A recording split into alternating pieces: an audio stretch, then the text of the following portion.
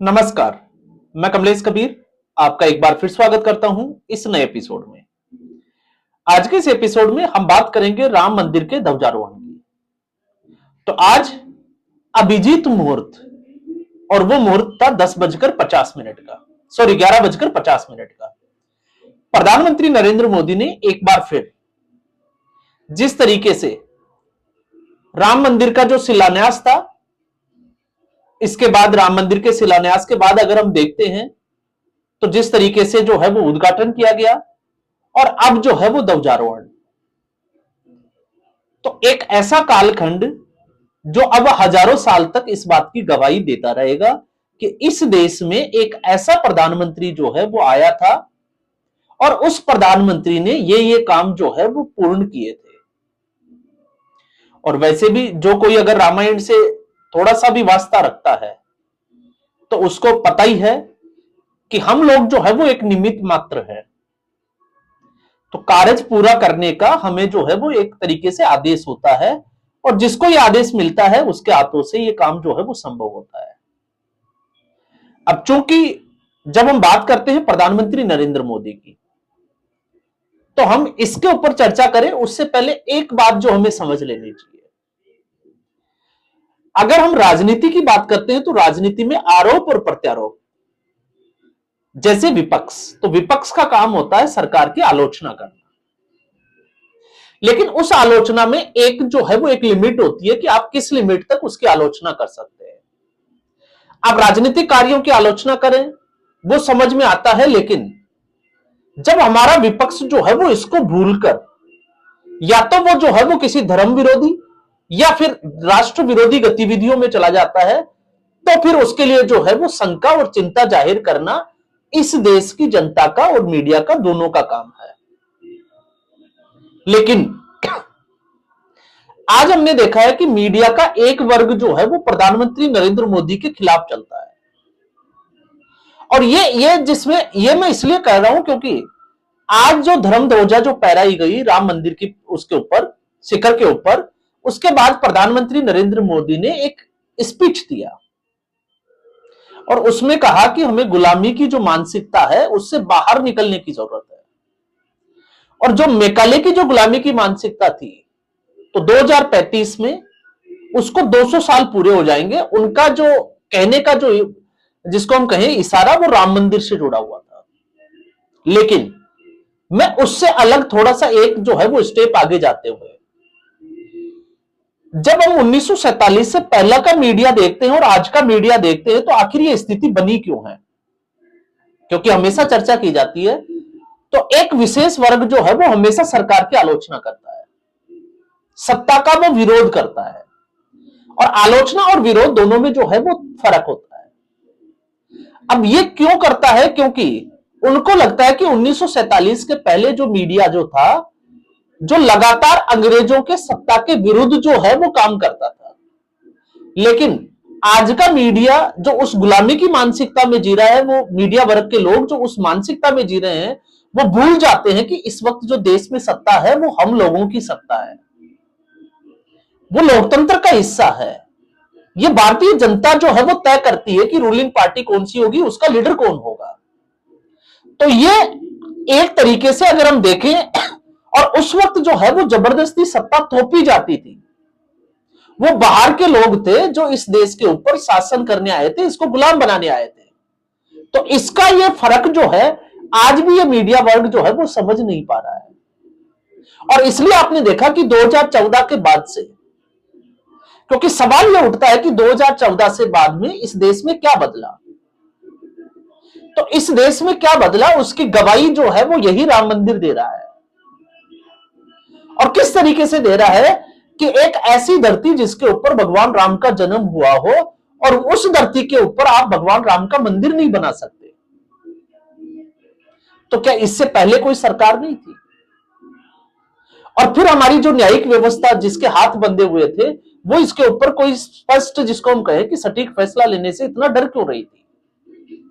और फिर 2014 के बाद से ऐसा क्या हुआ कि उस न्यायिक व्यवस्था को भी लगा कि अब जो है वो सही समय आ गया है जब वो इसके ऊपर फैसला ले सकती है। तो भगवान राम से और राम मंदिर के, या हम कहें कि भगवान राम का अयोध्या में जन्म हुआ, उसके प्रमाण मांगे गए, उसके कागज मांगे गए। लेकिन दूसरी तरफ आज जब एसआईआर की प्रक्रिया होती है और दस्तावेज मांगे जाते हैं, कागज दिखाने की बात आती है, तो फिर कुछ राजनीतिक पार्टियां ऐसे लोगों को जो अवैध तरीके से इस भारत में रुके हुए हैं, उनको बचाने के लिए उतर जाती है। और फिर जिस बात का हमें जिक्र करना चाहिए, क्योंकि अब 2014 से पहले जो एक तरीके से स्पष्ट मत था, स्पष्ट मत इसलिए था कि अपने मतदाताओं को खुश करने के लिए जिस तरीके से यह कहा गया सुप्रीम कोर्ट में कि राम जो है वो काल्पनिक थे, तो वेदों में या हम कहें कि पुराणों में, बहुत सारे शास्त्रों में जो है वो इसका जिस तरीके से प्रमाण मिलता है। लेकिन आप सोचकर देखिए, मैं कहता हूं कि काल्पनिक ही सही, लेकिन किसी भी धर्म में, किसी भी संस्कृति में इतना सदा हुआ कोई ग्रंथ है क्या? और फिर हमारी जो है जिस तरीके से हम पीछे रह जाते हैं, क्योंकि जब हम ध्वज की बात करते हैं, ध्वजा की बात करते हैं, तो ये धर्म का प्रतीक होता है, ये विजय की एक पताका होती है, और इसका इतिहास जो है वो सदियों से भरा पड़ा है। तो एक तरीके से राम के युग का, राम राज्य का एक मैसेज देना, और उससे भी बड़ा मैसेज जो मुझे जो लग रहा है वो समझ में आ रहा है कि जब से राम मंदिर का प्राण प्रतिष्ठा समारोह जो हुआ है, उसके बाद से अगर आप देखोगे तो लगातार जो है एक ताकतें जो काम करती थी हिंदुओं को बांटने के लिए, एक तरीके से अब वो ताकतें जो है वो विफल होती हुई नजर आ रही है। और एक तरीके से एकता का जो इसको हम कहें कि एक बनते हुए या एक साथ जो है वो होते हुए नजर आ रहे हैं। अब आप इसको जो है वो चाहे पॉलिटिकल नैरेटिव में लेके जाइए या फिर इसको धार्मिक नैरेटिव की दृष्टि से देखिए। और फिर जहां हम बात करते हैं जिसकी हमें चर्चा करनी चाहिए, और प्रधानमंत्री नरेंद्र मोदी ने भी जिस बात का जिक्र किया कि हर व्यक्ति के अंदर जो राम है उसको समझना पड़ेगा, तो यहां पर राम की जो डेफिनेशन है, राम की जो परिभाषा है, उसको थोड़ा सा जो है वो चेंज भी कर दिया। वो चेंज इस तरीके से किया, तो आपको पता होगा जिस तरीके से कबीर जी ने इसको जो है वो परिभाषित किया, और उन्होंने जो है वो 4 राम का विवरण दिया कि 4 राम कौन से, तो 4 राम में से एक राम जो हमारे घट में यानी कि हमारे शरीर में वास करता है, तो उसको समझना जरूरी है। अब इसको समझने के लिए तो आप देखो कि रामायण का जो ग्रंथ है, जिस तरीके से और जिस जिस हिसाब से इसको तैयार किया गया, क्योंकि मैं दोनों तरीके से देखता हूं, एक अगर आप इसको वास्तविकता से देखो तो भी वो भी ठीक है, और अगर आप काल्पनिक दृष्टि से देखते हो तो भी ठीक है। लेकिन वो ठीक कब है? जब आप उसको पढ़ते हो, क्योंकि जब आप पढ़ते हो तो आपके पास तर्क होते हैं, और जब आपके पास आप इसको नहीं पढ़ते हो, आप इसके जानकारी नहीं लेते हो, तो आपके पास तर्क नहीं होते, और जब तर्क नहीं होते तो दूसरी जो ताकतें हैं जो आपके लिए धर्मांतरण का खेल हो या किसी भी स्वरूप में, तो वो आपको जो है वो दबाती है, और जब आपको दबाया जाता है तो आपके अंदर जो है वो अपने धर्म के प्रति हीन भावना आती है, और फिर आप उसको छोड़कर जिस रास्ते पर वो लोग ले जाना चाहते हैं आप उस रास्ते पर चल पड़ते हो, और उसमें सिर्फ एक ही कमी जो है वो नजर आती है, वो है तार्किक। और तार्किक शक्ति को मजबूत करने के लिए जरूरी है कि हम पढ़ें, और जब हम पढ़ते हैं तो पढ़ते पढ़ते एक बात जो निकल कर आती है, जो भी भगवान राम को अच्छे से जानते हैं उनको पढ़ते हैं, तो एक बात समझ में आती है कि भगवान से ज्यादा मर्यादा पुरुषोत्तम श्री राम लिखा जाता है। तो मर्यादा पुरुषोत्तम एक ऐसा व्यक्ति जिसने पूरे जीवन में ऐसी कोई मर्यादा नहीं तोड़ी जिसका उल्लेख जो है वो कहीं नहीं मिलता। और मर्यादा चाहे वो शासन की मर्यादा हो, चाहे जीवन की मर्यादा हो, चाहे परिवार की मर्यादा हो, रिश्तों की मर्यादा हो, या किसी भी तरीके की हो। और फिर उससे भी बड़ी बात, आप उसकी अगर एक एक कड़ी को देखते हो तो फिर आपको उसको जो है वो समझने की, उससे जो प्रेरणा मिलती है उसको जरूरी है। जैसे अगर आप देखोगे तो दशरथ, और दशरथ के पहले उनके पिताजी, फिर अज, और फिर उससे पहले जैसे रघु, तो रघुकुल रीत सदा चली आई, प्राण जाए पर वचन न जाए। और यहीं से जो है वो हम रामायण में ज्यादातर शुरू करते हैं, जबकि इससे पहले भी अगर आप देखोगे तो लगभग 40वीं पीढ़ी तक आ जाते हैं। और जब यहां से हम शुरू करते हैं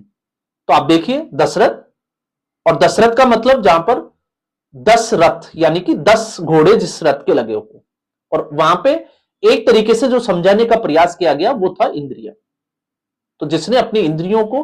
कंट्रोल करके लगाम लगा के रखी उसको कहा गया दशरथ। और जिसने ऐसा कर लिया फिर उसके घर में जो है वो खुद भगवान प्रकट होते हैं, भगवान राम के रूप में। और फिर यहीं से जो है वो स्टोरी शुरू हो जाती है, क्योंकि जब हम बात करते हैं माता कौशल्या की, फिर उसके बाद में दूसरी दोनों माताओं की, तो 3 दशरथ के 3 रानियां थी जिसका जिक्र जो है वो किया जाता है। लेकिन वास्तविकता में ये जो है वो तीनों दशरथ के गुण थे, जिसने 10 इंद्रियों को कंट्रोल कर लिया। और 10 जब हम 10 तीनों गुणों की बात करते हैं तो आपको पता होगा रजोगुण, तमोगुण और सतोगुण। और इस कहानी से जब आप आगे बढ़ते हो तो आपको समझ में आता है कि जीवन की वास्तविकता क्या है। और फिर 4 भाइयों का उल्लेख, जिसमें हर बार हम कहते हैं कि धर्म, अर्थ, काम और मोक्ष, लेकिन उसको हमें समझने की जरूरत है। और यह एक ऐसा समय है कि इस वक्त अगर आप देखोगे तो इस देश के कालखंड में, जहां एक तरफ आप देखिए राम मंदिर के निर्माण की प्रक्रिया और दूसरी तरफ भारत की इकोनॉमी, दोनों जो है वो रेज कर रहे हैं, और वैश्विक स्तर पर भारत की उपलब्धियां और भारत की जो पहचान हुई है, तो मुझे लगता है कि इस बात से अंदाजा होना चाहिए कि यह एक समय कालचक्र, एक कालखंड का हिस्सा था, कि जिस जो नियति में जो लिखा हुआ है कि यह जब होना था तभी होना था। वरना किसने सोचा था कि केंद्र में जो है वो प्रधानमंत्री नरेंद्र मोदी होंगे और उत्तर प्रदेश की जिस धरती के ऊपर ऐसा होने वाला है वहां का मुख्यमंत्री योगी आदित्यनाथ होगा। आप कॉम्बिनेशन देखिए। और ये ऐसा जो है वो सदियों में एक बार ही मिलता है, और वो सारी चीजें जो है वो इस वक्त, तो इस वक्त मुझे लगता है कि एक सरकार के रूप में और एक नरेंद्र मोदी की आलोचना के रूप में हम लोगों को बटकर नहीं, हम लोगों को एक बार जो है वो इसको समझने की जरूरत है। और जब हम इसको समझते हैं तो उसके बाद में जो है वो सारी चीजें शुरू हो जाती है। तो अब वो एक शुरुआत है जो शुरुआत हो चुकी है, और अब ये जो है वो रुकनी नहीं चाहिए। और जब आप देखिए कि दिन का उल्टा जब रात होता है और धर्म का उल्टा अधर्म होता है, तो ऐसे अधर्मी लोग जो है वो लगातार सतत प्रयास करेंगे आप लोगों को तोड़ने के लिए भी। लेकिन फिर ये ध्वज जो है वो आपको हमेशा एक चेतावनी, या हम कहें कि एक संदेश देता रहेगा कि हमें इस ध्वज के नीचे, कहते हैं ना कि अम्ब्रेला के नीचे, तो ये ध्वज नहीं है, एक भारतवर्ष का एक अम्ब्रेला है जिसके नीचे हर भारतीय को खड़ा होना है एक साथ मिलकर। तो आज मुझे लगता है कि बड़ा सुकून मिलता है कि ऐसी चीजें जब घटनाएं होती है और हम उनको आंखों से देख रहे हैं। आप सोच कर देखिए, जो लोग रामलला को टेंट में देखते थे, जिन लोगों ने अपने प्राण त्याग दिए, जिन लोगों ने लड़ाइयां लड़ी, जो लोग इस उम्मीद में थे कि हमारा मंदिर होगा, हमारे भगवान का भी एक मंदिर होगा और हम उसमें माथा टेकने जाएंगे, तो वो लोग तो नहीं रहे, लेकिन हम लोग तो हैं और हम उसको जो है वो देख पा रहे हैं, उसको महसूस कर पा रहे हैं। तो ये हमारे लिए जो है वो सबसे बड़ा एक, जिसको हम कहे कि सौभाग्य वाला दिन है। तो इसमें मुझे लगता है कि हम लोगों को राजनीति से दूर रहना चाहिए, क्योंकि बहुत सारी पार्टियां राजनीति कर रही थी, करेगी, और वो देखने को भी मिलेगा। तो आज के एपिसोड में बस इतना ही। उम्मीद करूंगा एपिसोड वीडियो आपको पसंद आया होगा। वीडियो को लाइक करें, शेयर करें, चैनल जरूर सब्सक्राइब करें। धन्यवाद।